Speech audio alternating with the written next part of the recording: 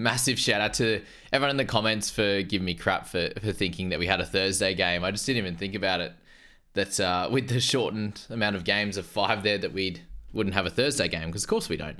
We never do. But here's me getting all the content out, quick, smart, and then I think it was all out except for this SuperCoach video by midday yesterday, and then I don't even need to get it out yet. So that's all right. SuperCoach won today.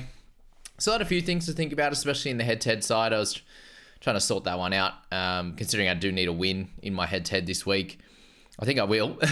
I have 1,000 players. But anyway, I was also trying to work out the rules and stuff as well. Did you guys know that if your captain, let's say he scores a 9, like my Garrick, cute, last week, 18, right?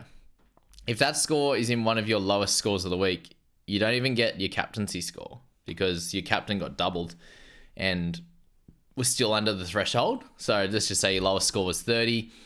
If Garrett got 16, doubled up to 32, that would count as your score.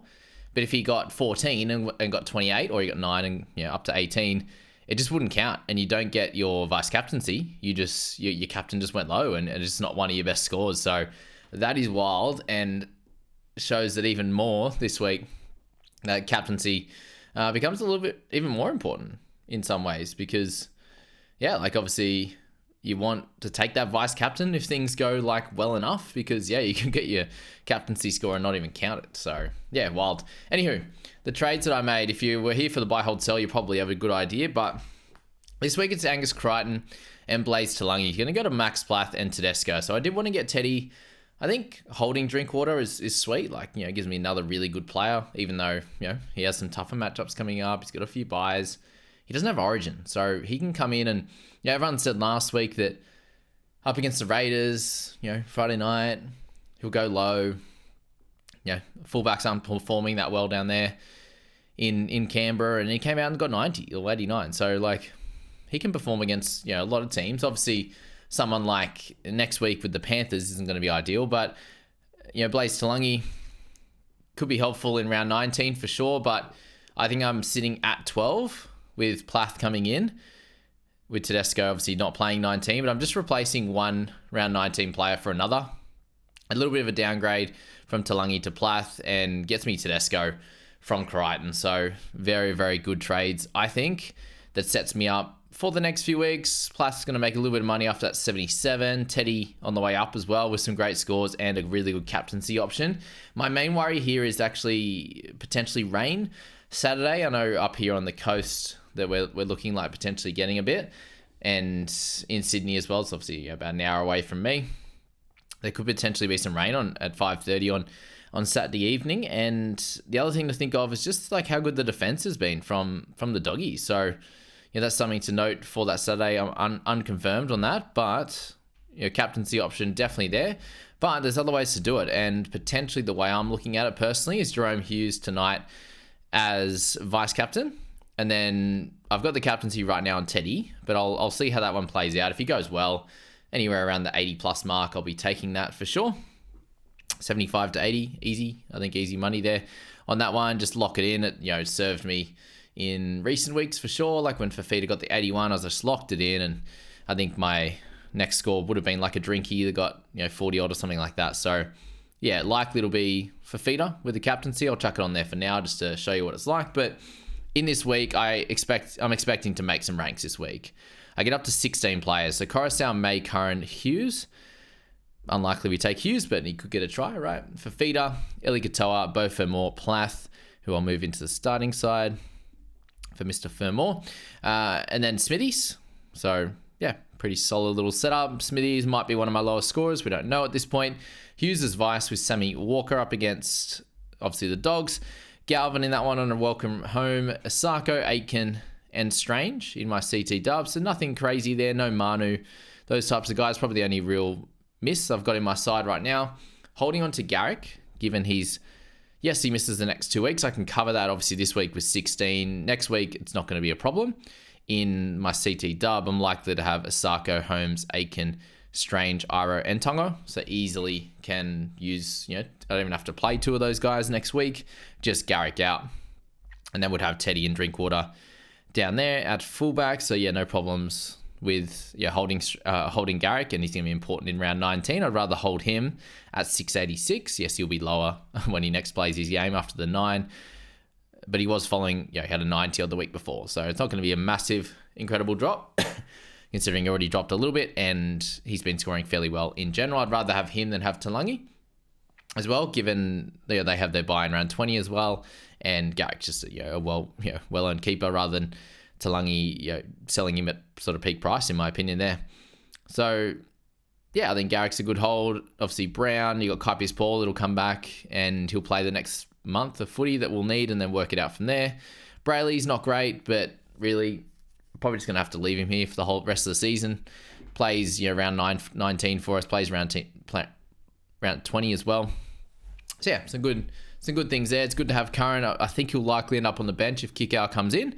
But yeah, like with 16 playing this week, Hughes likely to miss out. Smithies could be in and around it. I might have one of my CT dubs or Galvin or someone like that go a 30. We don't know at this point. Both Moore could be a 40 or something like that. You don't expect that from Terrell May, but we know that Coruscant's had some low games. So I've got some cover there, which is really, really helpful.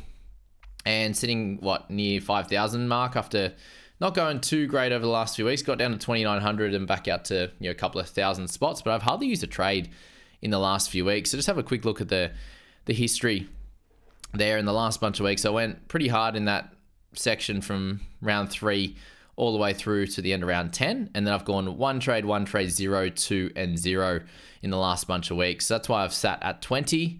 After using 2 this week, I'm going to go down to 18. And I was actually looking at last year as well, just as a bit of a comparison. I was looking at team value and then obviously trades. And I counted back for this time last year. So currently sitting at 20 trades. Let's just go back to that mark.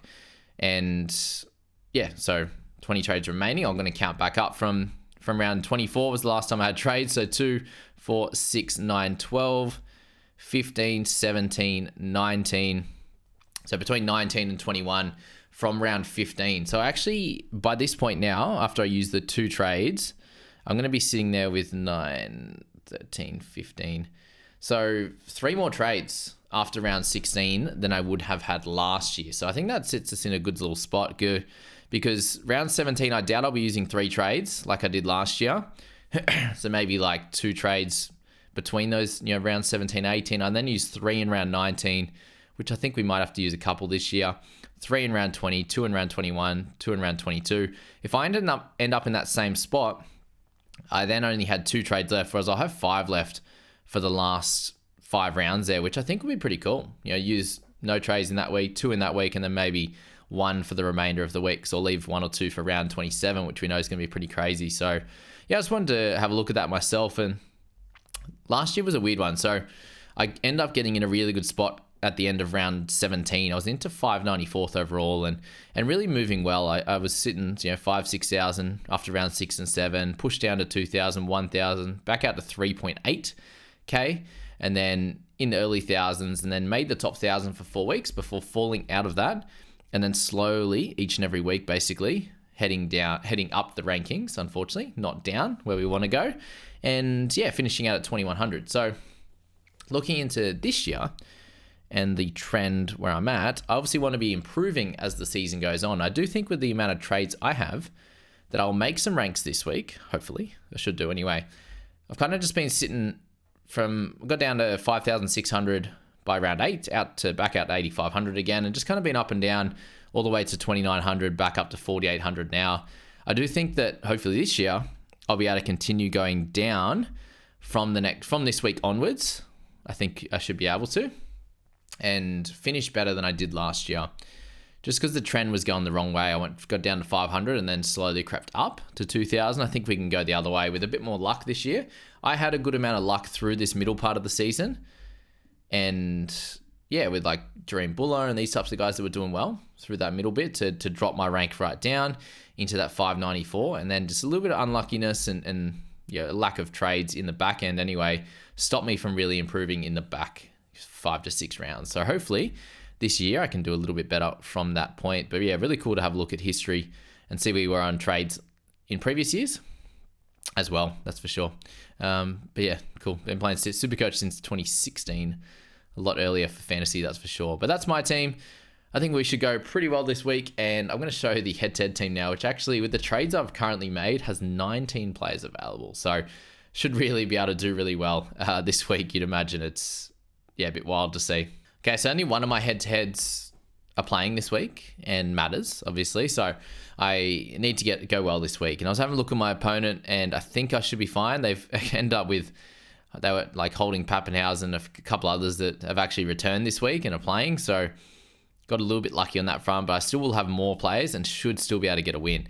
But I have made 2 trades this week, and I think it's still the correct way to go, because I was sitting there with Armstrong in my side, and I think it's a good week to get rid of Liam Henry as well. He's served his purpose. He got a bye now in 16 and 19, and after that 46, he'll start to even out. His price rises anyway after that couple of big scores, and unlikely he's going to feature in big minute games from here on in, and he's scored a couple of tries. So I think it's time to remove him. So I'm happy to still make the 2 trades.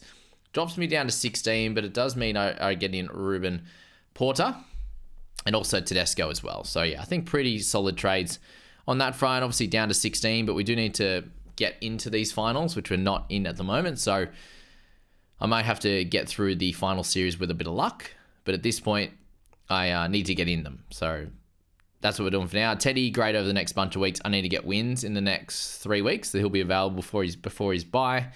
And I'm not going to be needing Armstrong or Henry as plays in my 17 for the next bunch of weeks. So, as I said, I end up with 19 players, which is absolutely ridiculous.